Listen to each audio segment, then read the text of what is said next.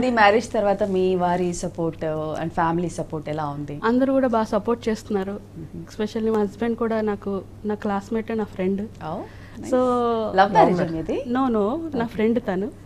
Classmate అంటున్నారు, చూడలేదా మరి? లవ్ లేదు. ఓకే, ఓన్లీ లవ్ లేదు, ఉండేవారు. నా ఫ్రెండ్. మీరు అలా చూడకండి. వనిత గారు నమ్మొచ్చు అంటారు. అదే అందుకే చూసానండి. లేదండి, క్లాస్మేట్ అంటున్నావు, లవ్ లేకుండా పెళ్లి ఎలా చేసుకున్నావు? తన నా బెస్ట్ ఫ్రెండ్. అన్ని రకాలుగా బెస్ట్ ఫ్రెండ్ బెస్ట్ ఫ్రెండ్ కాబట్టి నన్ను అన్ని రకాలుగా సపోర్టివ్ గా ఉంటారని ఉద్దేశం డామినేషన్ తిందేనండి మ్యారేజ్ చేసుకున్నాను. మేడం ఎప్పుడు అలాగే అంటుంటారు.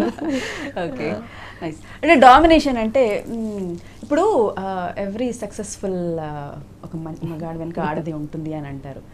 అంటే సక్సెస్ఫుల్ వెనక వైఫ్ కావచ్చు, తల్లి కావచ్చు, ఏదైనా అనుకోవచ్చు. అంటే డామినేషన్తో ఆ సక్సెస్ని వాళ్ళు స్వీకరిస్తున్నారని అంటారా? ఎలా స్వీకరించాలి దాన్ని?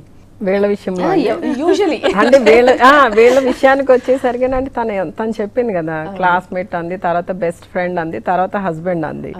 అంటే ఇప్పుడు బెస్ట్ ఫ్రెండ్ అనేసరికి ఫ్రెండ్స్ మధ్యన ఒక్కొక్కసారి డామినేషన్స్ ఉంటాయి, అన్నీ ఉంటాయి, తెలుసు కదా ఫ్రెండ్షిప్లో ఏముంటాయో. సో డెఫినెట్ గా తను డామినేట్ చేసే పని చేయించుకుంటుందండి మా తమ్ముడితో. కరెక్ట్ కాదు. మేమిద్దరం ఎప్పుడు ఫ్రెండ్లీగానే ఉంటాం. డామినేషన్ అన్న టాపిక్ ఎప్పుడు రాలేదు.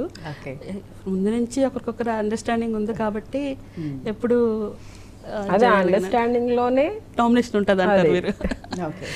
సో కొన్ని కీలక అంశాలు ఇక్కడ నేర్చుకోవాలి మనం. సో